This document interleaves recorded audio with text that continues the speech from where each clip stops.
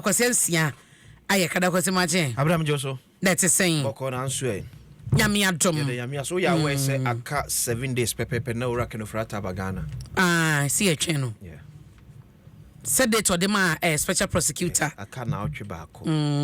exactly 7 days from today na ura ken no ade ne ho aba said be ya enkoba se san na koto wanted on my Ghana mo enti se bia yere ye fie ho a yenka ye ho se wanye extension there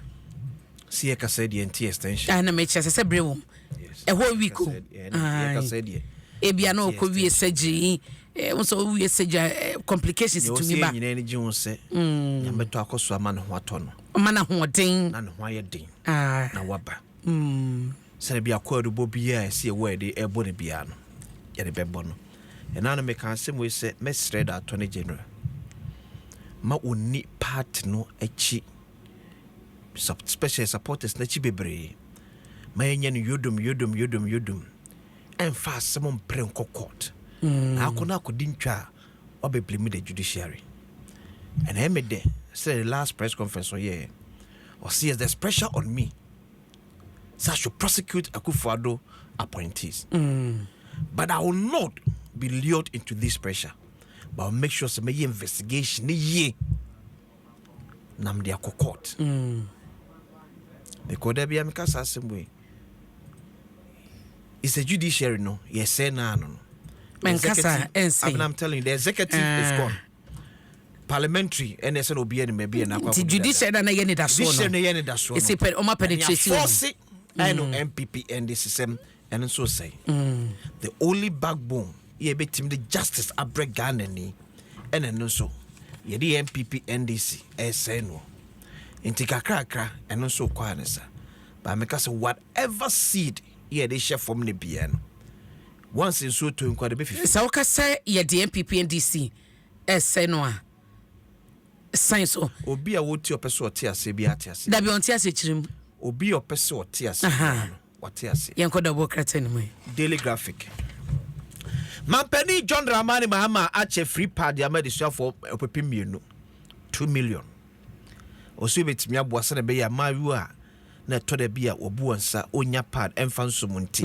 onko school no eneni nyina eto ba betwa akwase sign initiative won me wo reservations kakra won say yanamoto papa a ye nyina bebo abaso me kai say ni previous brana yes brana o ye mampani ko so mo try so mo de bibia ti say ye ba e ma benya backlash a whole lot ekowi echi anya successful anya successful the so man sha simple na wie said your makani kwasi eye pa a ebeboa ebinom me ready obi comment say se obi nya sika tua de ba fees ade no ntumi ntopad nya nkwada ne nyina akra no mu nya sika mpo di etua fees ma wom but me de ne say on several occasions na ya call for say eto na edida raw materials no mo kraba ede ba ye pad no ka parliament moa na mu yi sa taxes ne nyina free honom na nya tax free eba ne sa no ane bo ebeba fom but ye bi sansa kwasi wen ayabosumi bia o inti sa 2 million yi no ebeye every month and ye de beko ana ye ma no 192.4 million Ghana kwasi figure nde waboso but me bisa say ye de be mo busumi bia afri nyina no ye be mo efie mienu ese inti se ye bosome inti 12 parts a year ye multiply by how many years and ye de masa kwada no ana ye koma ne mienu 2 months no we use so wie no wasate ho hwe anim like the emayenti ase enye sanso mo ye ne say no no mo de chise egu akwan so say eto na de da pad ne so no omo ye fi ho mama ne boa ene unkita 20 Ghana 18 17 16 wuntumi nto depending on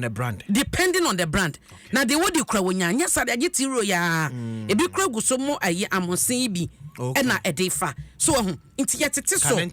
na ne boa ba fom a megidi se ebeka we ho a ebeboa nti se ye che no eye but omo man nya affordable kwasi yenko pad nya affordable enya very affordable okay eti otafo asem de wodi hu commodada otafo MP ne no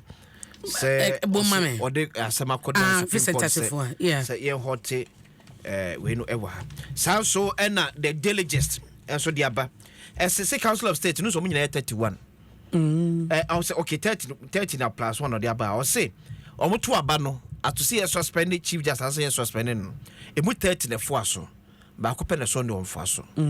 eti council of state about one so the coin no eno so nsem so e wa aso na gift o ware so you see National Investigation Bureau NI before akwa kire ni kunu say so mo hwe ne yere o mo hunu nti o ma fa de kunu say o ma fa de e be kana kuma ti na so yare da hospital jo say and according say NIB ya we so da hospital so mo yere say be ya o de drip basin so aba NIB wono ya chiri ko ke fufro aw kutoka wiem say ya chese benya lawyer Chumberima na yere na kasa orefu am kasa bese pen for here abna eye see me wi ase nyina hunu se Ghana ntrance me emfa ye mane ma me cooking hub but me say there's a reason Intia it drew the vetting of Interior and Defense Minister Sua and send me one my ye cameras if from so ni kodi dia kan wo dem the rate at which ye bo cocaine hu dewro ya chiwe no e ya doso nti bo mon kana ebi abna menka se me kan nti omonya den ye adoso ewiase ani ehwe yen nti omo chi krom anya koku ewiase ani ehwe yen penisi e wade nyina ho kwan enye ne nyina na sefata yen ene ya chiwe wo ha ochine ya chiwe wo ha na ya chiwe wo ha ochine ya chiwe wo ha no ewiase ani ehwe yen ya hwedi ya one day enye chira ye chiri ne mema amawdu ba bia mobeka so African country na bia mo chi cocaine na you manage that information a year. There's a reason. But me question what the mene onya je bia na security fund but say ya ti ade na mfa to dia because what na bi kra wa me bo ho amane ame ante obeka say na 80 ene ote so be 70 because relaying of information one for information na ma obi de be ba ma ni e chi said the wall almost 76 that is the so far the actually said the wall and so so mobile update here oh abna e say she no update what dey ho David should update na no ya opioids ya omo ekwoche ye report yi omo kwose ni omo ma ye ya we the number of boxes cartons one cocaine akwasi nyambotere omo ma ye ya we the number of cartons wo kwakwose the Ministry of Health and FDA and ye joint operation wo ko di sadwuma no enti se na kokofo achi ne sei na Interior Defense abeka ho mabo ya mane de ye ti wo hwan kwamu number say ya na wo sika sei ne nyina nie ye kwakwose na we have to be informed. I was on by a money. I believe we may say, cocaine won't somewhere cost you a memono. Let's manage that information well. Mate, Yan Shaya MYA. It's good, sir. I been to an more ammonia blocking now. We are seeing, who say, won't be for Ghana, MA transit for cocaine illegal a drug trade. But the we are here, boss, Yan Shaya, it will affect us. Someday, Medasi. Your countries be bra. Cocaine get the air cost but most of them manage the information well. See, I manage say information the kitani be bra ya. If you see a yaman conform will say the spite will be, but we end up hurting our own country. After my way, anyway, back on the way. Be pen and me you. I see Arabas head on the good time. Okay, side we know. So Adom the woman said e twoti no on said it by get to kumsin tokonu eti akwa we say 20 Araba is tokonu and now gold balls so much as here lines of gold